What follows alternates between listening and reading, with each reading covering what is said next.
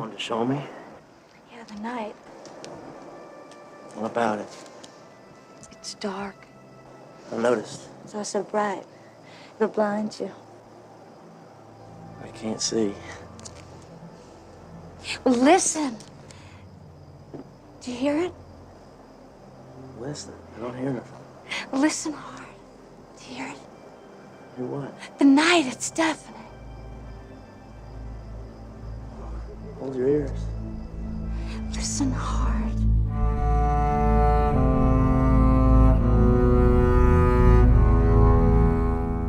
Bienvenue dans Bizarroïde, le podcast envoûté par les sorciers du cinéma.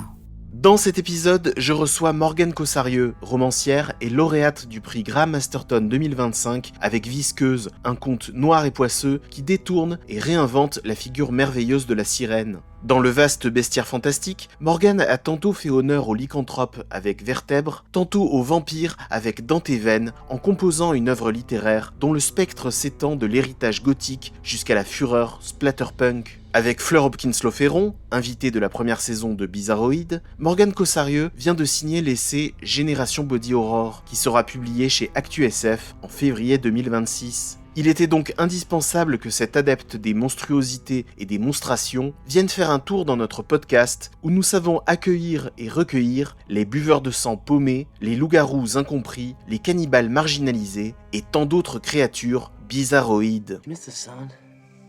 It's been so long, I can't really remember. How long? Spring. It was 4 years back. And I was in high school. And Homer said he was in 5th grade and he needed help with his homework. Little weasel. Do you miss the day? Today? No. I can see better at night. Bonsoir Morgane. Bonsoir. En voyant les films que tu as choisis pour ce podcast, je me demande si on n'a pas affaire à une incorrigible romantique. Et plus largement, on va se demander au fil de notre conversation si le fantastique n'implique pas fondamentalement une forme de romantisme éperdu. On va voir ça. Je vais pas être tout de suite catégorique sur ton cas, bien sûr. Mais on va commencer avec Aux frontières de l'aube, qui est le deuxième film de Catherine Bigelow sorti en 1987. Le deuxième film, on a parfois tendance à croire que c'est son premier film. Elle avait déjà fait un film. The Loveless, c'est un film avec Willem Dafoe, c'est un film de biker très fétichiste, qui est très très homoérotique et très sympa. Voilà. Donc on est déjà avec The Loveless sur une parenté quand même avec Near Dark, avec Aux frontières de l'aube. Il y a ce côté film de gang d'une certaine façon, film de jeunesse délinquante, qui est toute une tradition du cinéma américain. Donc là, on est sur son deuxième film, on est encore sur un petit budget avec 5 millions de dollars. Plus tard, dans les années 90, elle va commencer à travailler avec des gros studios sur des projets un petit peu plus étoffés comme Blue Steel, puis Point Break, bien sûr, puis on a Strange Days. Voilà, des films très testostéronés. Oui, c'était la plus burnée du cinéma à l'époque. Voilà, et on a déjà ça dans Aux frontières de l'aube, c'est déjà présent, on va le voir. Est-ce que tu peux nous faire un pitch de Aux frontières de l'aube? Alors, Aux frontières de l'aube, on suit Caleb, qui est un peu un cow-boy, et qui va rencontrer Mae, une garçon manquée avec les cheveux courts qui lui plaît beaucoup, et il va essayer de la séduire un petit peu maladroitement. Il essaie de l'embrasser de force, et au final, elle le mord. Et le soleil se lève, et là, il se rend compte qu'il supporte pas le soleil, qu'il commence à être malade, à suer, sent pas bien du tout. Et il va être récupéré par la famille de Mae qui se planque dans un camping-car. Et il va être amené avec eux dans ce monde hyper marginal, dans le sud profond des États-Unis. Donc ils vont être sur les routes au Texas à fuir le soleil. Bah oui, un film de vampire, mais alors un film de vampire dans un décorum très particulier, assez éloigné du décorum folklorique du vampire, puisque on est en plein désert. Le film est tourné entre le Texas et l'Oklahoma, si je dis pas de bêtises. Qui plus est, non seulement donc on est sur un décor qui paradoxalement est un décor très lumineux, où le soleil a beaucoup de place. Voilà, il n'y a pas beaucoup d'endroits pour se planquer quand on est un vampire, et c'est une des problématiques que rencontre très souvent ce gang de vampires itinérants. En dehors de ce décor chaleureux, aride et très ensoleillé, on a en plus quelque chose d'intéressant, c'est que le vampire est décorrélé de tout tout le côté religieux dans le film, hein. Je crois pas me souvenir de références aux croix, aux crucifix. C'est souvent des créatures qui sont rejetées par l'Église, des créatures qui sont diabolisées par une religion catholique. Et là, c'est complètement décorrélé de ça. Il n'y a pas du tout de question de culpabilité judéo-chrétienne, de démonologie proche du christianisme. Ce sont des créatures avant tout physiques, en fait, avant d'être des créatures religieuses, métaphysiques, métaphoriques. C'est d'abord réellement des créatures bestiales, en fait, hein, placées dans une sorte de milieu naturel. On les observe un peu comme on observerait d'une certaine façon des animaux, des êtres, être obligés de subvenir à leurs besoins. Je sais pas pour toi, moi ça a toujours été un truc qui m'a posé question dans le traitement des vampires, que les vampires aient peur des croix, que les vampires aient peur d'une gousse d'ail ou des choses comme ça. Moi ça m'a jamais totalement convaincu. J'ai toujours eu l'impression que les vampires normalement devraient plutôt se moquer complètement des prêtres avec des croix, tu vois. Ils sont pas sur le même plan existentiel que des catholiques paniqués. Oui, bah du coup, ça date plutôt d'Anne Rice. En fait, c'est marrant parce qu'elle avait rejeté l'Église catholique, mais elle était quand même très très marquée par la doctrine catholique. Mais elle a quand même fait des vampires en fait qui peuvent rentrer dans les églises et qui Ouais. adorent regarder les croix. Elle dit j'adore les regarder, mais ça ne me fait rien. Et du coup, bah Catherine Bigelow, il y a quand même quelques petites références à Anne Rice, tu sais, parce qu'on a un enfant vampire, donc tu vois, qui est Mm. quand même une sorte d'hommage à la Claudia d'Anne Rice. Et Bigelow, bah en fait, ce qui l'intéresse, c'est de faire un vampire très très humain. Donc on n'a même pas les dents vampiriques. En fait, on n'a aucun attribut qui fait penser aux vampires. Et finalement, en fait, ces vampires, c'est une métaphore surtout pour les marginaux, les junkies, les sidaïques, parce qu'on est en 87, hein, donc c'est quand même déjà les années sida. Et aussi, surtout, c'est pas complètement un film fantastique, en fait, ni un film d'horreur, c'est surtout un western. Donc en fait, ça l'intéresse pas, les croix et les choses comme ça, c'est les bons contre les méchants. Et on va suivre une bande de hors-la-loi qui ont des flingues, qui tuent tout le monde, qui jouent aux cartes, qui jurent. Donc on a même une attaque d'un saloon à un moment donné. Et c'est marrant que tu dis ça parce que l'autre film très connu de vampire western, bah, c'est Vampire de Carpenter. Mm. Et là, on repart complètement sur l'attirail religieux puisque c'est l'Église qui combat les vampires et que le chasseur de vampires est à la solde de l'Église. Même si là aussi, l'église est très malmenée dans Vampire, hein. Le prêtre qui accompagne le groupe de chasseurs de vampires se prend généralement des torgnoles, se fait insulter, mais bon, Padré. ouais, c'est ça. Donc oui, c'est un western. C'est vraiment les codes du western, c'est l'utilisation du décor du western, hein, de l'idée de la frontière qu'on repousse constamment dans le western, puisque ce sont des personnages donc justement itinérants. On a l'impression qu'à la fois ils font du surplace, ils sont un peu bloqués dans un mode de vie et dans une façon de traîner comme ça sans vraiment de perspective, puisqu'ils sont immortels, hein. Le personnage, je sais pas si c'est censé être le plus vieux de la bande qui est joué par Lance Henriksen, a même combattu chez les sudistes. Oui, voilà, Et ouais. donc ils savent que le temps pour eux ne compte plus. D'une certaine façon, l'espace aussi ne compte plus vraiment. On erre comme ça, on fait attention de se planquer quelque part avant que l'aube arrive, mais d'une certaine façon, ils sont à la fois itinérants, ils sont à la fois libres d'une vie qui ressemble plus du tout au code d'une vie d'humain bien rangé, des fermiers qu'il y a autour d'eux. Voilà, Caleb vient effectivement d'une famille de fermiers, d'exploitants de bétail, avec un père, on comprend qu'il est peut-être même plutôt vétérinaire. Il a l'air de, Oui, ouais, oui. ça va avoir une utilité dans le film. Il a un savoir médical, mais donc à la fois ils ont l'air très libres et en même temps, bon, ils sont un petit peu piégés dans une routine d'une certaine façon. Ils sont un petit peu piégés dans ce décor. Certes, les Américains sont habitués à tracer la route et à faire de longues distances en voiture ou en camping-car ou en camionnette, comme dans le film. Mais en même temps, bon, t'as aussi l'impression quand même d'être un peu piégé dans un décor. Ça évoque bien évidemment les thématiques du western. Et qui plus est, on a un scénariste à l'origine du film qui est Eric Red, qui avait déjà fait un film très très proche du western, qui était Hitcher, qui est sorti Ah un oui. an plus tôt en 86, qui Ouais. est un film absolument génial avec un autostoppeur fou. Roger Euh, Hauer. Rutger Hauer qui était génial dans ce film, qui doit être grosso modo à peu près les mêmes décors, hein, des déserts américains. Pour revenir au fait, tu sais, qu'ils sont libres. Moi, je pense qu'en fait, il y a vraiment deux envies dans ce film. Donc, il y a vraiment Bigelow qui va vraiment, tu vois, mettre en avant la beauté de la marginalité, de la liberté, de s'affranchir des codes. Mais en même temps, il y a cette métaphore du junkie.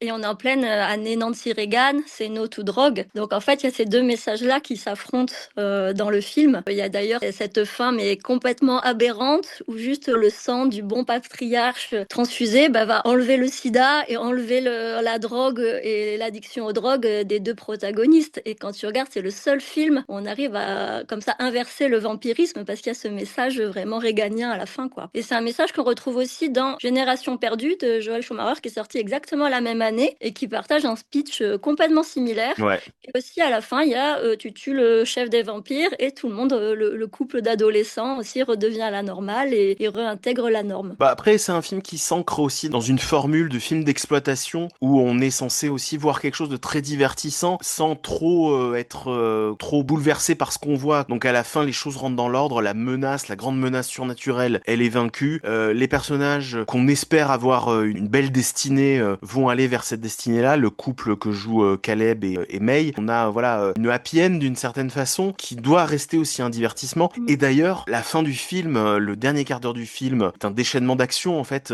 Pendant tout le film, on est sur un rythme qui alterne des phases de lenteur où s'installe le vampirisme, où l'addiction va complètement désorienter le personnage. Et donc on est sur une espèce de fausse lenteur, on est sur une espèce de torpeur étrange. Et d'autres moments un peu plus rythmés, comme que tu disais l'attaque du saloon, le moment où aussi ils sont piégés dans une espèce de petit bungalow. Il y a même une scène en fait qui est presque une copie de Terminator de James Cameron, où vraiment il y a un des vampires qui saute sur un camion, qui le défend à main nue. Et c'est marrant parce que Catherine Bigelow était à ce moment-là en couple avec James Cameron. Mais du coup, elle a quand même récupéré aussi de 3 acteurs d'Aliens, puisqu'il y avait Lance Henriksen, Jeanette Goldstein et Bill Paxton, qui du coup partagent le casting des 2 films, quoi. Bah, c'est des acteurs super charismatiques, hein. On peut comprendre qu'elle ait choisi de... J'aurais pris aussi. Ouais, non, mais c'est rare qu'on ait une bande comme ça où tu identifies chaque personnalité, où chacun a D'un un coup, charisme hein. particulier. Ouais. L'acteur qui joue l'enfant, Mais trop bien. voilà, c'est le fils de Jason Miller, de l'acteur Jason Miller. Ils sont tous très charismatiques. Jeanette Goldstein, j'ai toujours trouvé que c'était une actrice incroyable parce que là, elle a les cheveux blonds peroxydés, tu vois. Selon les films, tu sais jamais où la situer sur le plan ethnique, sur Oui, l'âge oui. qu'elle a. Et Oui. elle peut être une espèce de bomba latina, comme elle peut être une espèce de mère de famille wasp bien rangée, tu vois. Ou un côté white trash, tu vois. Puis Lance Henriksen est absolument génial avec une voix géniale. Moi, j'avoue, quand j'étais gamine, j'adorais le personnage de Bill Paxton qui m'a beaucoup inspiré ensuite pour mes romans. Ouais, qui est très cabotin. Alors lui, voilà, c'est un Oui. personnage un peu plus cabotin, c'est le chien fou de la bande, quoi. Voilà. Oui. Mais oui, donc on a Catherine Bigelow, donc compagne à ce moment-là de James Cameron, qui est un réalisateur d'action, qui est un réalisateur très à l'aise avec l'action. Et elle-même, là, on sent qu'elle essaie de montrer son savoir-faire en termes d'action, surtout dans la dernière quart d'heure, je disais, vraiment où on a un camion qui explose, on a vraiment quelqu'un qui fait une démo de réalisatrice d'action. C'est un western, vampire, film fantastique, romance, et aussi une grande part d'action. Moi, j'avais oublié que le film faisait autant de place à l'action, aux coups de feu, aux explosions, à cette démonstration de savoir-faire technique. Et on comprend qu'après, Hollywood lui ait fait une large part dans le cinéma d'action avec Blue Steel, qui est un polar, avec Point Break, qui est un des meilleurs films d'action des années Ah 90. oui, incroyable. Ça ressemble beaucoup à Near Dark quand tu regardes aussi, Point Break. C'est pareil, un jeune mec un peu naïf qui se fait embrigader dans un gang, qui est attiré par la meuf qui fait partie du gang, qui est plus sympa que le reste du gang, qui doit prouver des choses au mec le plus charismatique du gang. Tu sens qu'il y avait quand même ce genre d'histoire-là qui l'obsédait un petit peu. C'est ça, c'est une autre forme de vampirisme, mais c'est un peu Mm. une histoire de vampire aussi, d'une certaine façon, la relation de Johnny Utah avec Buddy Avec Buddy, ouais. dans Point Break. C'est une réalisatrice qui en est à son deuxième film, qui a 35 ans à ce moment-là, et qui vraiment montre un savoir-faire très intéressant. Un mélange des tons aussi, comme je le disais, t'as un film assez complet, t'as un divertissement assez complet, parce qu'à la fois, tu as donc cette action, tu as le frisson quand même autour du vampire, t'as des scènes choquantes, vraiment perturbantes. C'est pas de l'horreur, mais bon, aussi, ça se Oui, un rapproche petit peu, vraiment... il y en a un petit peu quand même. Voilà, ça se rapproche de la montée de la tension et de ce que tu crains de voir apparaître à l'écran, des effusions de sang ou tout simplement d'un acte absolument maléfique qui va Oui, s'exprimer à l'écran. la scène du saloon, elle est assez traumatisante parce qu'il y a vraiment une lenteur dans l'exécution des gens, très méthodique, très cruelle. Enfin, ils jouent avec leur proie. Puis aussi, la BO est magnifique. Enfin, je trouve, moi, alors, je suis peut-être biaisée, mais pour moi, c'est une des plus belles scènes du cinéma. Je sais pas si un Near Dark est un des plus beaux films, mais au moins cette scène-là, qui dure vraiment assez longtemps, je trouve que c'est une des scènes les plus magnifiques, les mieux chorégraphiées. Les musiques sont super, il y a une tension, mais incroyable, des dialogues complètement perchés. Pour moi, c'est un énorme moment de cinéma, cette séquence. Ils te foutent les jetons, les personnages, mais chacun de leur façon. Tu vois ce que je veux dire? Ils ont Oui, chacun. oui. Tu vas avoir peur d'une espèce de force brutale, de virilité sur d'elle que va représenter Lance Henriksen. Tu vas avoir peur du côté ingérable, chien fou qui est Bill Paxton. Tu vas avoir peur de cet enfant vampire. C'est Oui. très troublant, ce vampire qui a un physique de gamin. gamin, tu vas avoir peur d'une sensualité étrange chez Jeanette Goldstein. Même May Non, mais justement, dans cette Ouais, ouais. scène-là, c'est là qu'on voit qu'elle est assez affreuse aussi, quoi. Ça mélange les différents malaises qui peuvent exister dans ce genre de Mm. scène où tu as une agression avec un gang et chacun a sa façon de te faire peur et sa façon d'exprimer sa violence également. C'est vraiment des personnages assez inquiétants et assez malfaisants dans tout le film. Il y a aussi cet enjeu-là dans le film qui est peut-être réglé de manière un petit peu rapide, comme tu le disais, à la fin du film, parce que Caleb se retrouve à traîner avec des personnages qui sont vraiment montrés comme des personnages monstrueux. Ce sont des monstres, hein, ils font partie d'un bestiaire de monstres fantastiques et ce sont des monstres même à l'échelle humaine, on va dire, Oui, même à c'est des l'échelle hors-la-loi, quoi. C'est des voilà, des hors-la-loi et hors-la-loi. ils vivent selon leurs codes et leurs codes ne sont pas très moraux, hein. Au début, à la limite, t'as vraiment un moment où tu peux vraiment les trouver cool. Tu vois, Oui. pendant toute la première partie, tu dis bon, ok, c'est des vampires, ouais, c'est cool les vampires, des vampires western, et ils ont du style, ils sont super bien lookés, ils sont iconiques, tu vois. Et puis voilà, je trouve que cette scène du saloon, effectivement, c'est vraiment la bascule où là, tu dis, mais comment je Ouais. peux les racheter à ce moment-là? Comment je vais Ouais. pouvoir de nouveau projeter quelque chose de positif sur ces personnages? Puis alors ensuite, après, il y a la scène dans le motel avec la petite sœur de Caleb. Alors là, on est vraiment proche du film d'horreur quand elle entre dans cette chambre pour regarder la télé, tu vois, d'un coup la musique Oui. s'arrête. Il y a quand même un moment, ils sont rachetés justement à ce moment-là parce que Caleb, il sauve la situation et du coup, il est enfin accepté dans le gang à ce moment-là. Et là, tu vois que les vampires, ils sont hyper sympas entre eux et une fois qu'il a fait ses preuves, tu vois, ils sont cool avec lui. Il y a même Séverine qui lui donne son éperon, tu vois, il y a comme une sorte de rite de passage et tu penses que tout ça, finalement, ça va bien se passer. Mais là, la petite sœur de Caleb débarque et en fait, du coup, toutes les cartes sont rebattues, quoi. Et là, Ouais. oui, oui, c'est vrai, c'est des monstres. Donc là, ouais, ça rebat les cartes et ça joue sur ta perception de ce groupe. Et la fin du film, effectivement, règle la situation autour du couple de May et de Caleb, qui est censé être la chose un peu lumineuse dans un film qui joue beaucoup sur la pénombre. C'est intéressant d'ailleurs parce que même en dehors des scènes avec les vampires, il y a beaucoup de contre-jours dans la photographie de Adam Greenberg, qui était donc le chef-op de James Cameron à l'époque également. T'as des scènes comme ça où le père de Caleb va chez le shérif. Le shérif, c'est à peine si tu distingues son visage dans la pénombre. L'enjeu du soleil, de l'ensoleillement dans le film, c'est aussi un enjeu pas seulement pour les vampires, c'est aussi posé que les gens sont calfeutrés dans des baraques avec des stores baissés. C'est vraiment un film qui est tout en pénombre, tout en clair-obscur, dans les intérieurs en tout cas. Les extérieurs, finalement, on les voit pas tant que ça d'ailleurs. Il y a beaucoup de scènes nocturnes et de scènes d'intérieur très tamisées. Par rapport à ce que tu disais, ouais, sur la lumière, en fait, il y a cette scène très intéressante où justement, il y a les flics qui entourent la maison où ils se cachent. Et en fait, du coup, tu as une scène de canardage où on leur balance des balles dessus. Et en fait, c'est pas les balles qui les blessent, mais c'est en fait les balles, elles vont percer un petit trou dans le mur de la maison. Et en fait, c'est chaque rayon de soleil en fait qui va les blesser. Et c'est vraiment un moyen de réactualiser le western. Et enfin, on n'avait jamais vu ça, quoi. Et c'est une scène qui a été reprise dans tu sais, le film de vampire avec Ethan Hawke là des années 2010. Le film des frères Sperrig, le film australien. Oui, c'est australien, je crois. Daybreakers. Ouais, dans Daybreakers, ouais. Pour en revenir au couple de May et Caleb, qui effectivement est présenté comme quelque chose d'assez positif, cet amour qui garde presque une sorte de pureté, en tout cas d'absolu, au milieu de cette violence-là. On aurait envie que le couple s'extirpe de ce groupe-là. Et c'est vrai que la dernière partie du film réussit à extirper, avec les artifices du cinéma, réussit à se débarrasser de ce qu'il y a de malsain dans cette histoire de vampire et à en garder ce qu'il y a de plus beau, de plus romantique, donc avec cette idée de transfusion. C'est intéressant, j'avais pas du tout vu ce que t'as fait comme parallèle sur la situation sociale et politique des années 80. Moi, j'y ai simplement vu le fait que si tu donnes ton sang de manière volontaire à un vampire, c'est ça qu'il soigne en fait. Ils sont vampires parce qu'ils sont obligés d'attaquer les autres, ils se complaisent et ils s'installent dans ce mal, dans cette figure maléfique et dans cette vie, dans les ténèbres, parce que ils ont un rapport au sang, à leur soif, qui entraîne quelque chose de criminel, quelque chose de mauvais pour l'autre, pour l'humain. Alors que là, si tu fais une transfusion, t'es volontaire, tu donnes volontairement ton sang. C'est un plaidoyer pour la transfusion, ce film. Donnez votre sang la prochaine fois que vous voyez les camions du don du sang. Mais dans tous les cas, cette transfusion, elle est hyper symbolique. Donc, que ça soit, comme tu dis, le don ou que ça soit les valeurs pures réganiennes, dans tous les cas, que le sang soit donné volontairement, dans tous les autres films de vampires, tu vois, ça n'a jamais, ça a jamais changé le problème. Ils ont vraiment choisi ce truc-là, je pense, hyper symboliquement. Et comme tu dis, pour avoir cette fin lumineuse où l'amour vaincra tout, quoi. Ouais. Let me see. It hurts. It I have burns. to see it, No, Ginger. It hurts. What was it? What was it? I don't know. A big dog, maybe? That's not. What did I do? What? Shh. I saw this thing once on Bears. Said a bear will, like, come after a girl on the rag because of the smell. Well, it wasn't a fucking bear. Wasn't any fucking bears anywhere near here. Does that hurt? No. That's impossible.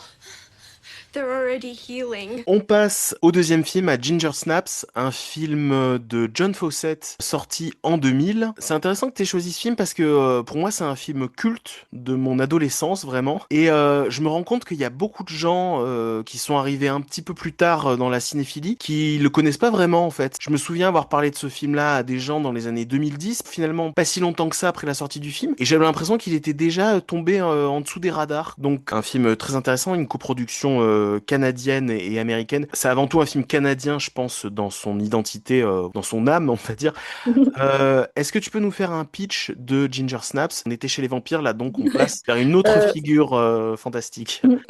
Du coup, moi, c'est aussi un de mes films cultes de mon adolescence. Et puis, c'est pour ça que j'avais choisi une thématique. Alors, moi, j'avais pas forcément vu la thématique amoureuse. Moi, c'était plus, voilà, pour parler d'adolescence, de passage à l'âge adulte. Et je pense que les 3 films choisis parlent de ces choses-là. Et donc, le pitch de Ginger Snaps, on suit 2 sœurs, Brigitte et Ginger, qui sont très excentriques et complètement obsédées par la mort et qui veulent ressembler à personne et qui, un peu comme Peter Pan, ne veulent pas grandir. Elles veulent rester dans leur petite bulle adolescente, dans leur petit délire. Sauf que tout ça va être complètement chamboulé quand Ginger, la plus grande, elle a 15 ans, a ses premières règles, parce que les deux ne sont pas réglées, donc elle a ses règles assez tardivement, à 15 ans. Et ces règles, en fait, il y a un loup-garou aussi qui traîne dans leur petite ville. Et ces règles, malheureusement, vont attirer un loup-garou sur elle et elle va être mordue par le loup-garou. Donc, en fait, on va assister pendant tout le film à la rupture du lien hyper fort entre Ginger et Brigitte, parce que Ginger va devenir une adolescente comme les autres en ayant ses règles et en devenant loup-garou. Ça va traiter ça pour le pitch de début. Après, moi, je pense qu'on va rentrer un petit peu plus dans les détails, donc je vais m'arrêter là.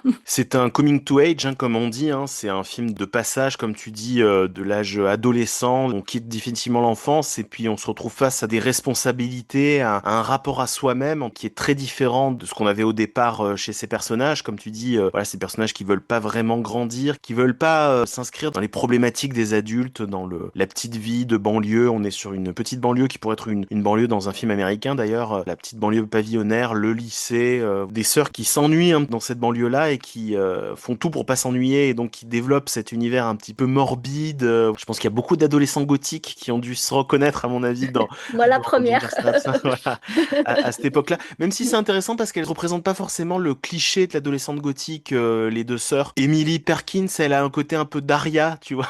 Oui, un- complètement.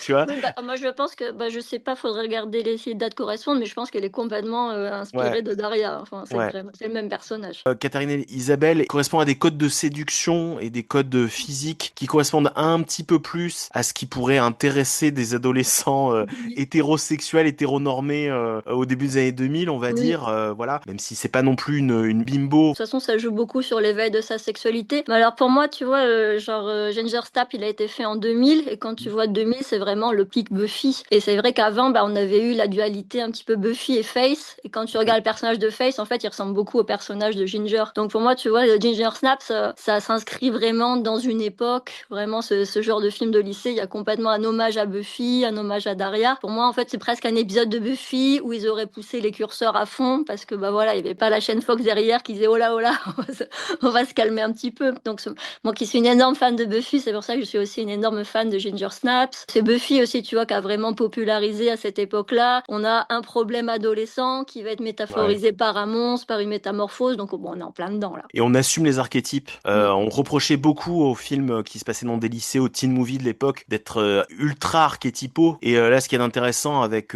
et Buffy et Ginger Snaps, et on a cité derrière, enfin, dans cette famille de films-là, avec ces personnages-là, à la fois, ils sont des archétypes que les scénaristes ont eu besoin de situer pour te parler justement de comment on sort, justement des cases dans lesquelles on veut nous faire entrer. Et à la fois, voilà, ils ont une certaine liberté. Les réalisateurs essaient de pas s'enfermer dans ces archétypes. Donc c'est ce que je disais par rapport au choix de ces deux actrices et à leur représentation à l'image. D'une certaine façon, j'ai croisé dans mon lycée, dans ma jeunesse à cette époque-là, des jeunes femmes qui ressemblaient à ça. Ce qui est pas toujours le cas de ce qu'on voyait dans d'autres productions, tu vois, dans dans la comédie américaine. Ouais, bah moi en fait c'est vrai que je pense que je m'identifiais vachement à Brigitte parce que sur le moment j'aimais juste tu vois la vibe, mais là en le revoyant plus vieille, en fait je trouve que ce qu'ils ont vachement bien trouvé, c'est que vraiment quand t'es ado souvent tu veux vraiment cette petite excentricité à toi. Et moi je me rappelle, ma meilleure amie à un moment donné c'est qu'elle commençait à fumer, à vouloir faire la maline pour plaire aux garçons. Et pareil je l'avais méprisée, mais exactement comme Brigitte méprise Ginger. Enfin tu supportes pas oui que la personne elle devienne comme les autres, elle veut le faire comme les autres. Enfin il y a vraiment ce basculement de l'enfance à l'adolescence et l'âge adulte. Enfin c'est hyper bien vu parce que moi j'ai vécu mais exactement la même chose quoi. Le scénario est génial, hein, l'idée du scénario est géniale parce qu'on prend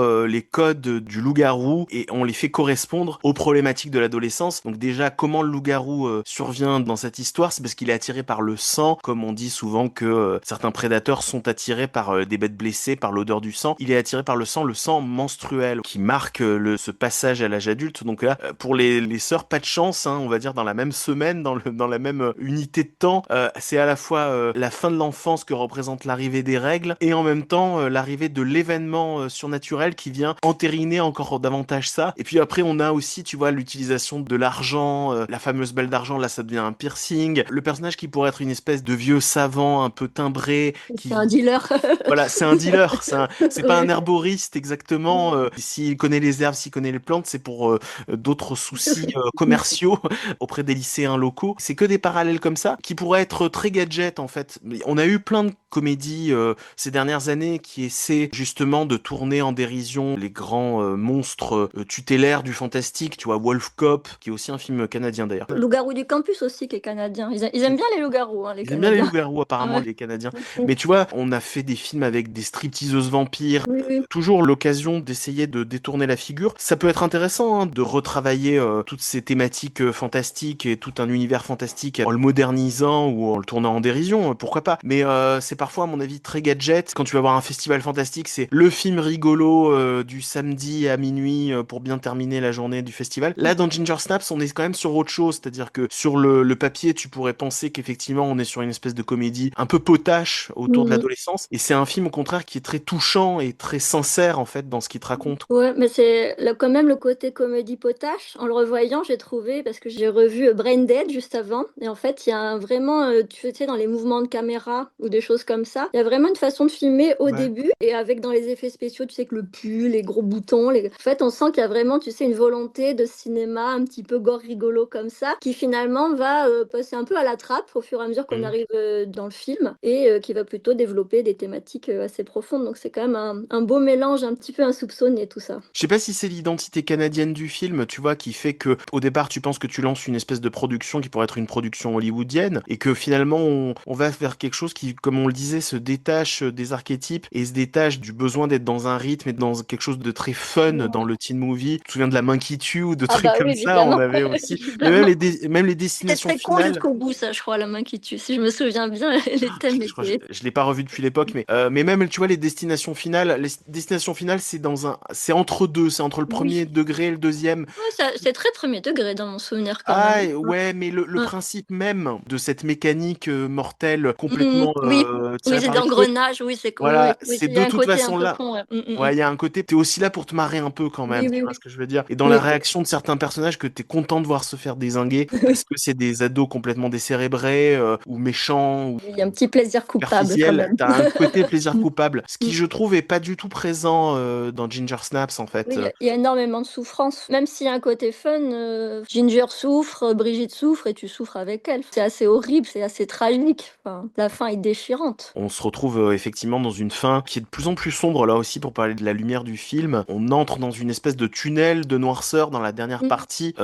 on sait que bah, les deux sœurs vont se retrouver en fait face à face en fait. Hein, Ouais. il y a Bah oui, l'affrontement oui. des deux sœurs. Tu termines vraiment sur une note oui assez tragique. Je trouve assez propre d'un état d'esprit adolescent où t'as vraiment l'impression qu'il y a des choses qui de toute façon vont advenir et que tu pourras pas empêcher. Mm. Tu peux pas t'empêcher de grandir, tu pourras pas t'empêcher de perdre des liens que t'avais avec des gens parce que le temps va faire que tu peux déjà en fait quand t'es ado, quand t'arrives dans l'âge adulte, tu peux déjà d'une certaine façon être déjà mélancolique, être déjà nostalgique d'une époque dans laquelle t'es encore d'une certaine façon, tu vois. Il y a ça qui est très bien rendu dans le film, c'est que il y a tout ce drama adolescent. Mhm. Parfois on a tendance à se moquer un peu de la façon dont les ados dramatisent le moins de problèmes dans leur vie, mais là c'est une époque où certes tu gagnes des choses, tu passes passes des étapes et puis tu obtiens différentes armes pour le reste de ta vie, mais tu perds aussi énormément de choses et tu te perds aussi toi-même parce que c'est un film qui parle de ça aussi. C'est la peur de se perdre soi-même. La vraie problématique des deux sœurs, en fait, toutes les deux, c'est d'être certaine d'être quelqu'un sur le plan individuel, sur le plan personnel, de pas ressembler aux autres. C'est des thématiques qu'on retrouve souvent dans les films adolescents. Quand à la même époque, Robert Rodriguez prend le même canevas d'histoire que The Thing de Carpenter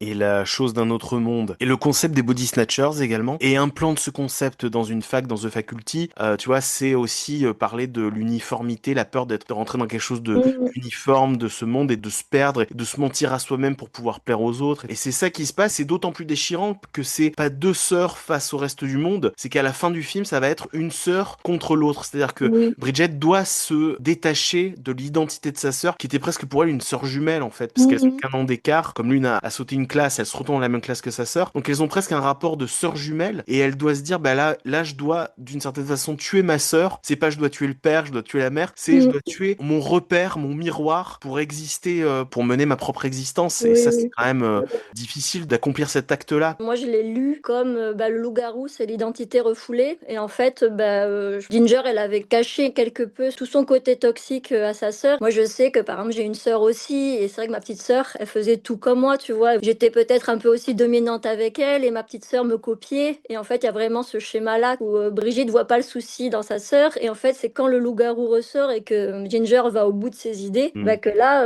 elle se rend compte qu'en fait, elle peut pas la suivre partout où elle va aller. Et en fait, les deux avaient un désir de mourir ou de devenir des total freaks. Et là, elle se rend compte qu'en fait, quand elle est vraiment confrontée au fait que sa sœur, elle tue des gens, qu'elle est très sexuelle, que c'est vraiment une énorme freak, elle se rend compte qu'elle, peut-être qu'elle est un peu plus normale que ça. Et en fait, à ce moment-là, elle affirme sa propre identité et elle devient une personne séparée de sa sœur. Elle fait vraiment le choix de prendre un autre chemin. C'est le premier moment où finalement elle devient elle, alors qu'elle pensait qu'elle était quelqu'un comme tu disais, de très différent et unique justement parce qu'elle formait ce binôme avec sa sœur. C'est justement en se séparant d'elle qu'elle va se rendre compte qu'elle est un individu intéressant quelque part. Ouais, c'est que la métamorphose ne se passe pas simplement pour Ginger, mais aussi pour Bridget. En refusant la métamorphose en fait, parce que sa sœur aimerait qu'elle fasse la Ouais, métamorphose. elle se transforme en humaine en fait. Voilà, Et c'est ça, voilà, c'est une humaine fonctionnelle, ce qu'elle n'était pas voilà. forcément avant. Voilà. Et il y a un autre truc que j'ai pas dit dans les codes, dans les conventions habituelles des films d'ados, c'est la place des adultes. Et je trouve que c'est intéressant là aussi. J'ai vraiment l'impression que John Fawcett joue avec ça à un moment quand il y a une conversation avec la mère-fille dans la voiture. Mm. Tu sais, quand la mère pense que leurs filles sont des criminels, qu'elles ont tué leurs collègues de classe, ce Mm. qui est un peu le cas d'ailleurs. On va fuir sans ton père. De toute façon, il comprend rien.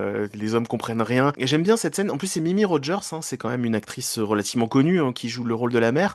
Et c'est une scène que j'aime beaucoup parce qu'à la fois elle est drôle parce que la mère est complètement paumée, elle dit des trucs qui sont décalés parce qu'elle comprend la situation mais en même temps elle se doute pas que sa fille est en train de devenir un loup-garou. Donc il y a quelque chose d'un petit peu ironique dans la façon dont on présente cet adulte dépassé par le monde des ados et en même temps il y a une vraie tendresse et je trouve que c'est intéressant parce qu'on le voit rarement ça dans les films. Les adultes, des fois tu te dis mais comment ça se fait que les adultes ne voient pas ce qui se passe? Ils sont présentés vraiment comme des extraterrestres par rapport aux ados, tu vois. Et là ça remet le personnage de la mère, le personnage de quelqu'un qui a 45 balais dans cette histoire et qui elle aussi a été jeune et peut comprendre ce qui peut se passer dans la vie de ses filles. Et j'ai bien aimé cette scène, je pense que c'est volontaire de la part de John Fawcett Oui. de vouloir, on oublie toujours les parents, là voilà, je vais faire une scène consacrée au personnage de la mère. Oui, du coup, c'est un grand retournement de situation, je pense, pour Brigitte, parce que son modèle jusqu'à présent, c'était sa sœur et elle rejetait complètement sa mère. Elle l'a trouvée justement super normie, super conforme, super conne. Et là, elle se rend compte que finalement, confrontée à une situation où il faut assurer, sa sœur, elle assure pas du tout,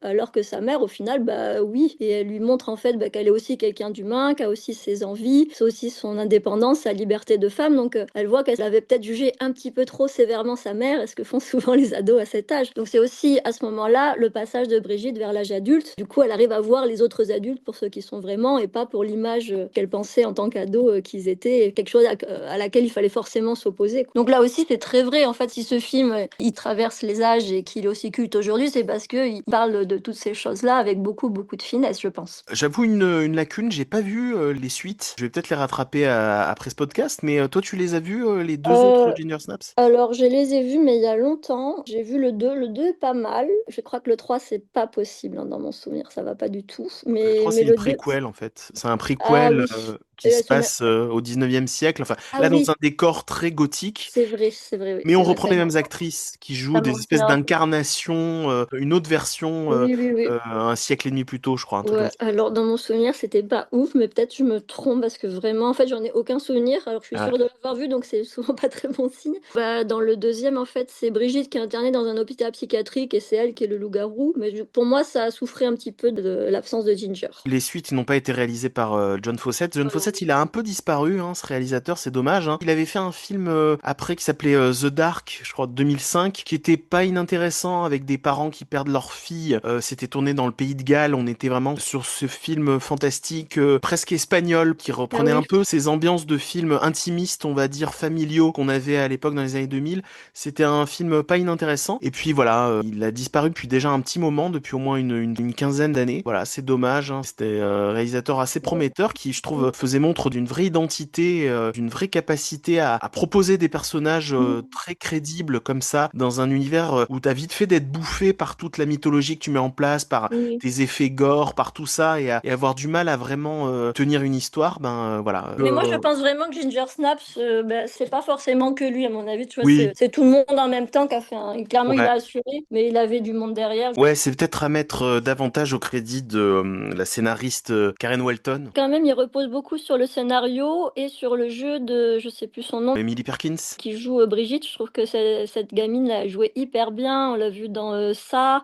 Enfin, le téléfilm il est revenu. Je crois qu'on l'a vu dans la série The Crow. Mm. Enfin, bref, vraiment, cette actrice, je l'avais suivie vraiment avec beaucoup de passion à l'époque et je trouve qu'elle est très très bien. Et puis, elle est très différente dans chaque rôle à chaque fois. I smelt you too. I didn't know I could do that.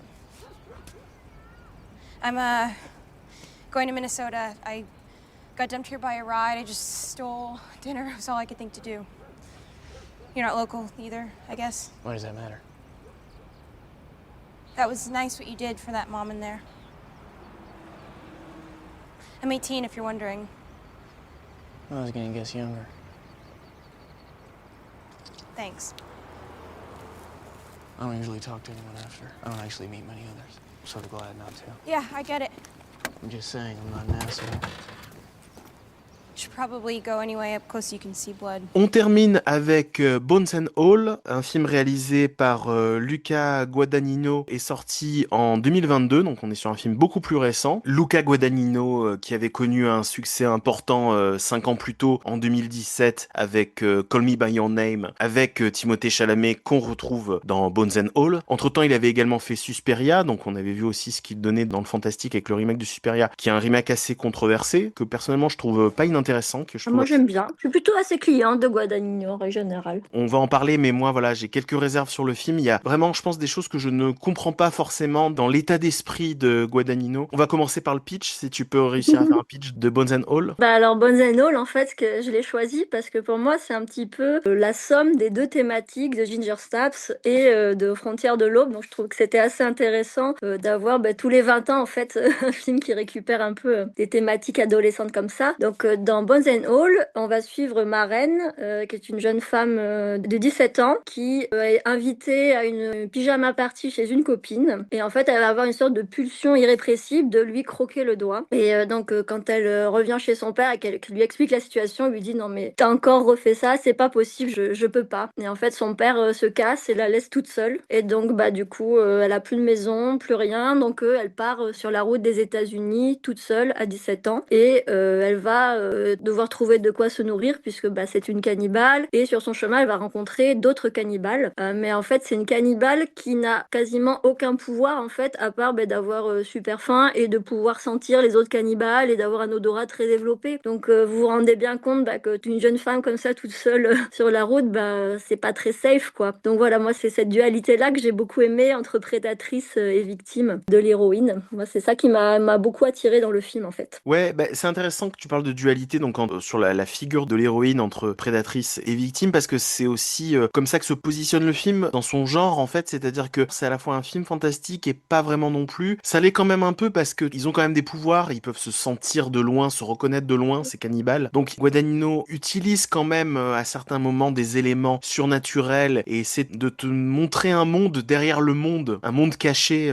derrière les apparences d'un monde qui serait un monde un peu plus vraisemblable, qui ressemble davantage au monde qu'on connaît. connaît, en tout cas que les Américains connaissent, et en même temps pas tant que ça non plus. C'est-à-dire que effectivement on est quand même sur des problématiques qui sont les problématiques d'un drame, d'une Americana aussi, c'est-à-dire ce récit de road movie où on se laisse un peu porter, on n'a pas vraiment de destination et on se laisse un peu porter par le fil des événements, par le fil des envies. Voilà, au fil des rencontres, on change de rythme, on change d'état d'esprit, on change d'humeur au fur et à mesure du film. Il pourrait presque placer cette histoire de cannibalisme dans quelque chose qui n'est pas fantastique, ça pourrait être juste une C'est sur la pulsion. route, oui. C'est sur Ouais. la route avec des cannibales. Voilà, sur la route avec des gens qui mangent des gens, il y a réellement des gens qui ont été surpris en flagrant délit de cannibalisme, hein, Bah donc ouais. voilà. Bah, il y a Euh, même un personnage dedans qui est un humain, qui est pas un vrai cannibale et qui suit les cannibales pour justement pouvoir faire son fantasme et manger de la viande avec eux. Donc, enfin, il y a toujours cette dualité-là. Mais du coup, cette adaptation de Guadagnino, c'est vraiment une envie de sa part de rendre la chose hyper réaliste parce que c'est adapté d'un livre de Camille De Angelis. Et dans le livre, en fait, ça s'appelle Bones and All parce qu'elle mange vraiment des gens bones and all, donc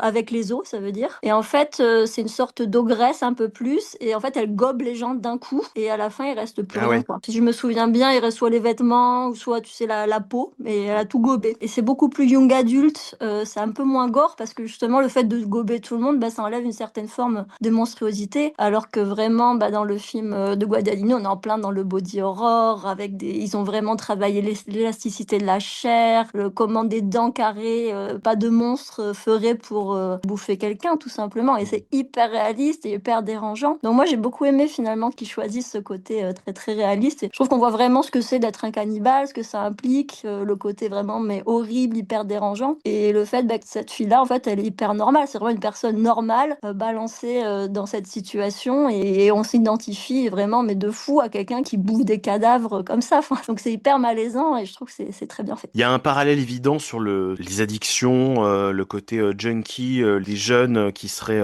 tombés dans le crack et qui seraient obligés de, C'est ça. voilà, de fuir leur famille, de fuir le regard des autres, d'aller de ville en ville pour essayer d'obtenir leur dose et en même temps avoir une image d'eux qui est vraiment ambivalente. Là encore, on en revient à la possibilité que le couple, l'amour sublime tout ça et les extirpe de la condition dans laquelle ils sont, mais il y a ça chez ces deux personnages joués par Taylor Russell et Timothée Chalamet. Et d'un autre côté, c'est des personnages qui ne s'aiment pas, qui n'aiment pas ce qu'ils sont, qui parfois se détestent, comme quelqu'un qui est addict, comme quelqu'un qui est alcoolique, comme quelqu'un qui aussi refuse sa sexualité. Bah oui. En tout cas, tu placerais le récit dans le passé, dans les années 50-60. Il y a aussi le côté comment on arrive à assumer une homosexualité, une bisexualité, enfin une sexualité autre que celle qui est hétéronormée. Ça se passe dans les années 80, hein, si j'ai bien suivi. Enfin, c'est pas très clair, mais c'est plutôt dans les années 80. Donc je pense que oui, ça rejoint exactement ce que tu disais. Bah, il y a le message sur le côté junkie, évidemment, qui est très clair, qui est assez martelé. Mais en fait, ce cannibalisme, ça peut être dans ce film un peu la métaphore de tout. Donc comme tu dis, bah, l'identité queer. Mais on a du coup ma reine qui est quand même racisée. Donc tu Oui. vois, ça peut être l'identité racisée. On a le mec creepy qui la suit là, bah, qui est clairement natif américain. Donc tu vois, il y a ce côté-là. Ça pourrait aussi être un parallèle sur les maladies mentales, parce qu'ils croisent quand même beaucoup de personnages qui sont pas tout seuls dans leur tête, tu vois. Ça Donc pourrait être des maniaco-dépressifs. Ça pourrait être des voilà, bipolaires aussi. Il pourrait y voilà, avoir ça.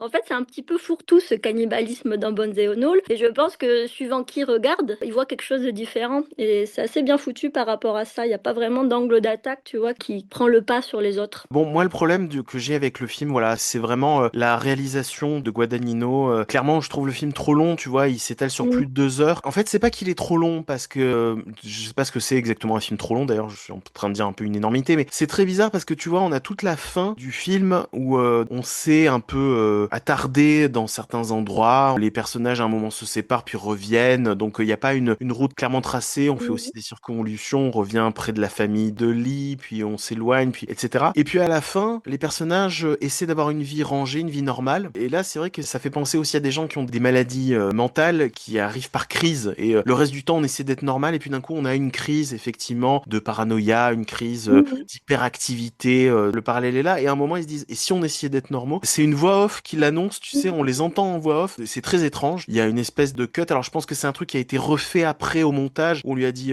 voilà, faut couper. Donc, c'est juste 2 phrases qui sont même hors champ. Et on les retrouve donc à essayer d'avoir une vie, avoir un boulot stable et essayer de poser quelque part et essayer d'être un couple normal qui ne mange pas les gens, quoi. Tout ça se termine en 10 minutes où le personnage de Sully, le personnage de Mark Rylance, les retrouve et ça se termine de manière tragique. Je sais pas, tout ça est expédié à la fin. Tu te dis, voilà, on les a vus errer, par contre on les voit pas. Et comment ils s'installent dans cette vie-là? On le voit pas. Comme si t'avais un producteur qui avait dit au réalisateur, t'es gentil, mais là, t'as plus le temps. Il y avait un temps chronométré, tu vois. Et oui, le problème, c'est que t'as passé 1h45 à parler de tout ça. Ben, ce qui devrait prendre davantage de place dans le récit, là, il te reste plus que 10 minutes ou 15 minutes pour le traiter. C'est assez étrange dans la construction du film. Je trouve le film est assez étrange comment les péripéties surviennent, disparaissent. On a ces deux personnages dont l'un est effectivement pas un vrai cannibale, mais suit un cannibale parce qu'il est fasciné, donc il peut même pas s'excuser d'avoir des pulsions, donc qui est joué par David Gordon Green, d'ailleurs le réalisateur de David Gordon Ah oui, Green, oui, c'est vrai. qui après a fait les films Halloween, les films Halloween récents là. Voilà, donc ils sont là, ils disparaissent. Tu penses que c'est ça qui va revenir? Manon, c'est celui qui revient les hanter d'une certaine façon. Le retour de flamme, c'est celui-là. Peut-être que c'est parce que j'ai vu avant pour le podcast Ginger Snaps et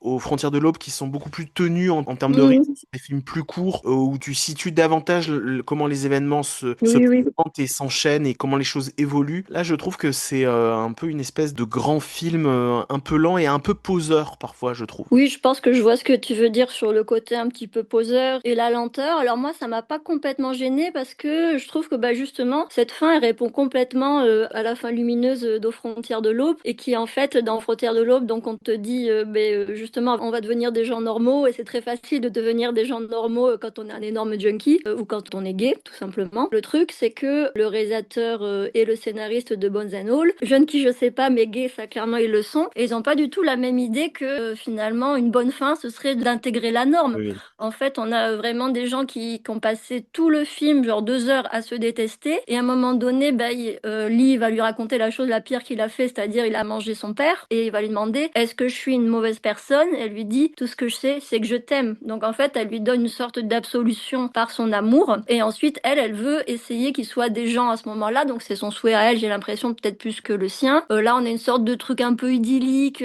tu as raison, on n'y croit pas, mais je crois que c'est fait exprès, tu vois, on les voit à aucun moment manger des gens, alors que j'imagine qu'ils doivent quand même manger des gens parce que ça peut pas se régler comme ça, mais le montage nous les montre juste très amoureux et tout va bien. Et évidemment, t'as Sully qui arrive, la chose qui représente leur identité qui vient les rattraper. Du coup, Sully a blessé mortellement Lee, et Lee, par amour, en fait, il demande à Maren de le manger, bones and all. Et en gros, à ce moment-là, c'est Maren qui va devoir vraiment endosser son identité. Et pendant tout le film, en fait, il y a un message quand même assez féministe, tu sais, de féminin dangereux qui est réprimé, que ça vient de sa mère, en fait, le cannibalisme. Donc il y a quelque chose qui est assez proche finalement des thèmes de Grave, où tu as cette hérédité féminine du cannibalisme. Et c'est à ce moment-là, du coup, elle le dévore, mais dans une sorte d'acte d'amour et d'empouvoirment. Donc moi, je trouvais que c'était une fin quelque part assez belle, qui nous disait, aime-toi comme tu es, et tu es ce que tu es, et tant pis, tu es comme ça, et oui, tu es un monstre, mais ta monstruosité peut être aussi de l'amour, quoi. Donc moi, j'ai trouvé que c'était une sorte de fin en demi-teinte.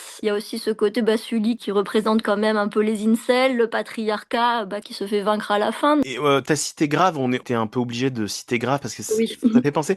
C'est intéressant quand tu dis, c'est vrai que ça complète d'une certaine façon la fin de Aux Frontières de l'Aube, ça la remet en question cette fin. Et c'est un peu la même chose avec Grave. C'est vrai que Grave, la fin de Grave, qui est presque un gag, hein, c'est drôle. le dialogue de fin entre Laurent Lucas et sa fille. Super réplique, il le dit très très bien à la fin. Comme quoi, donc la mère de l'héroïne était déjà une cannibale et que c'est un truc qui court dans la famille. Mais que chez les femmes, que chez les femmes. Et ça, c'est vrai que c'est intéressant. Voilà, tout le monde se marre, applaudit. Si on a apprécié Grave, voilà. Et c'est marrant comme pied de nez. Mais c'est vrai que là, dans Bones and All, non, c'est pas si facile que ça.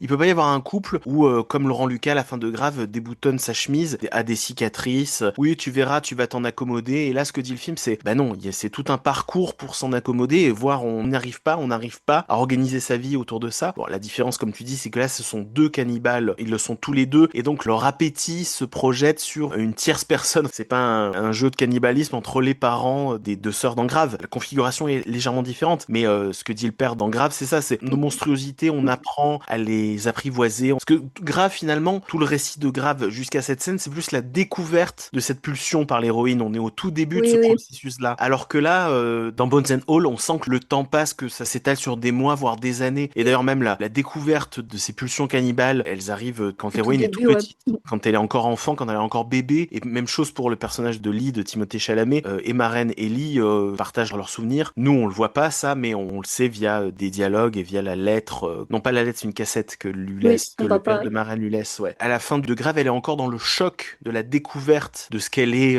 une cannibale. D'une certaine façon, Bones and All continue là où s'arrête Grave. Donc c'est ça qui est intéressant, c'est que ça complète et ça dit concrètement comment on fait pour organiser notre vie autour de cette part monstrueuse. J'entends monstrueuse autant sur le plan graphique dans le film parce que on commet des actes qui sont éprouvants à regarder avec du sang et tout ça, autant monstrueux dans une nomenclature fantastique, le monstre que serait le cannibale, et monstrueux dans le sens socialement l'individu qui est hors norme, qui est rejeté. Je l'entends comme ça. Et le personnage de Sully est effectivement une figure paternelle aussi, pour faire le parallèle encore avec Grave, là où tu peux te marrer du père de l'héroïne dans Grave, te dire bah c'est un père aimant, suffisamment aimant pour accepter toutes les choses les plus tordues que peuvent avoir sa femme, sa fille, toutes les parts les plus sombres de son entourage. Là, le personnage de Sully est vraiment présenté comme un personnage malsain parce qu'il est en contrepoint de la société, des codes de la société. Il veut faire entrer Maren dans ses codes à lui et d'une certaine façon, il représente aussi un autre ordre établi. Et je suis d'accord, je l'avais pas forcément vu au moment du film, mais il représente aussi un certain patriarcat, un patriarcat complètement frappé. T'as dit le mot incel et les incels sont presque une secte un peu décorrélée du monde. En tout cas, tu les vois pas dans la vraie vie, tu les vois sur les réseaux, mais ils n'existent pas comme ça ouvertement. Ils sont un peu invisibles et en même temps ils sont très présents et très oppressants. C'est entre rentrer dans le rang de la société ou rentrer dans le rang d'une famille de ce mec qui croit que Maren est sa fille. Dans le livre, en fait, c'est sa petite fille. Et dans le livre, en fait, il veut pas la violer et se l'approprier. Il veut la dévorer parce que il pense que bah, les cannibales, c'est pas bien. Donc, en fait,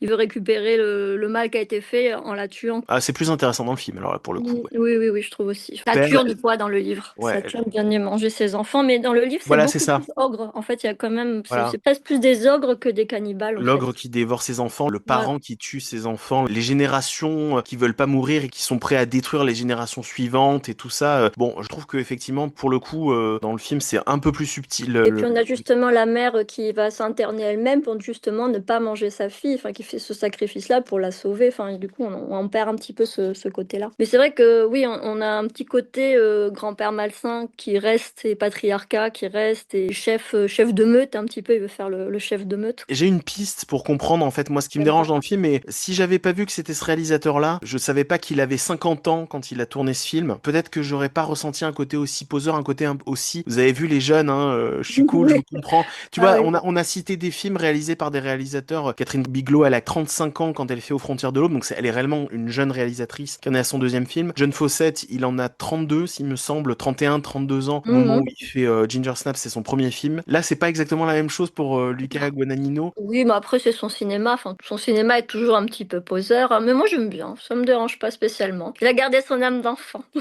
Bon, on va dire ça. Parfois, je sais pas vraiment si c'est un réalisateur qui a gardé son âme d'enfant, la fougue de sa jeunesse, ou s'il essaie de capturer ça chez les autres. Et là, il y a un côté un peu vampire qui essaie de se nourrir de la jeunesse de Timothée Chalamet et de... Ça oui. Bon, c'était plus dans Call Me By Your Name. Là, du coup, ils ont quand même pris des acteurs. Ils ont bien dit qu'elle avait 17 ans. Je pense qu'ils voulaient pas les mêmes problématiques qu'il y a eu après avec Call Me By Your Name. Donc moi, il y a ça qui me dérange, et il y a un autre truc qui me dérange, c'est la musique, qui est trop présente et qui appuie comme ça un espèce de pathos, une espèce de mélancolie, voilà, qui veut donner ce côté road movie, ce côté Americana, slow country, tu vois, un côté un peu blues mélancolique. Je trouve qu'il y a certains moments où elle est trop présente, elle aide pas le film, elle ancre parfois dans quelque chose d'un peu trop... qui te permet pas de saisir justement toute l'ambiguïté de leur relation, elle conditionne trop ta vision des personnages dans quelque chose de trop idyllique, quoi. Moi, clairement, des trois films que j'ai cités, c'est celui que j'aime le moins. Et c'est vrai que c'est un film que j'adore pas, que j'aime beaucoup, mais que j'adore pas, alors qu'il y a tous les thèmes que j'adore. Donc je pense qu'en effet, il y a un truc qui fonctionne pas complètement. Je le trouve très sympa quand même. Tout le mystère de la première partie où tu découvres les choses, t'as du retard sur les personnages. D'une certaine façon, elle est en fuite, elle court, et toi, tu dois presque garder la cadence pour courir après elle et découvrir le personnage de Sully et tout ce qui se met en place dans la première partie est vraiment assez intriguant, assez mystérieux, et c'est assez bien foutu. Oui, c'est bizarrement quand Timothée Chalamet arrive que ça se gâte un petit peu, alors qu'il aurait dû être le clou du spectacle. En fait, moi, je crois, oui, ce qui m'a un peu déçu, je saurais pas dire en quoi, c'est Timothée Chalamet, alors que j'ai vraiment rien à reprocher non plus, mais c'est vrai que je préfère beaucoup plus toutes les parties où il est pas là. J'aurais peut-être préféré quelque chose de plus vagabond dans les relations avec Maren. Pourquoi pas Timothée Chalamet, pourquoi pas un jeune mec de son âge, hein. Alors ça fait un lien avec ce qu'on a dit parce que c'est des relations de couple pour les deux autres films et ça nous permet de faire ce parallèle, mais j'aurais peut-être voulu que ça prenne peut-être moins de place,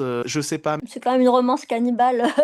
Il y a peut-être d'autres façons de le présenter, je sais pas. Et pourtant à un moment elle s'éloigne de lui, je sais pas, mais je suis un peu d'accord avec toi, c'est aussi un moment aussi où d'un coup il y a Timothée Chalamet, où on perd le mystère de cette première partie où elle se découvre, où elle voyage, où elle sait pas où elle va, donc Et ça puis, retombe un peu. puis c'est peut-être en fait lui le côté un peu poseur parce que c'est vrai que c'est son personnage qui est plus iconisé et à la fois c'est réussi, à la fois pas complètement parce qu'il est à la fois un peu iconisé mais à la fois c'est quelqu'un de très normal aussi. Donc j'ai l'impression que c'est peut-être là que la balance a peut-être pas été complètement bien faite. What was it like?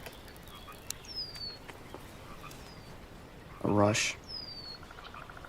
You can feel every blood vessel like spider webbing through me.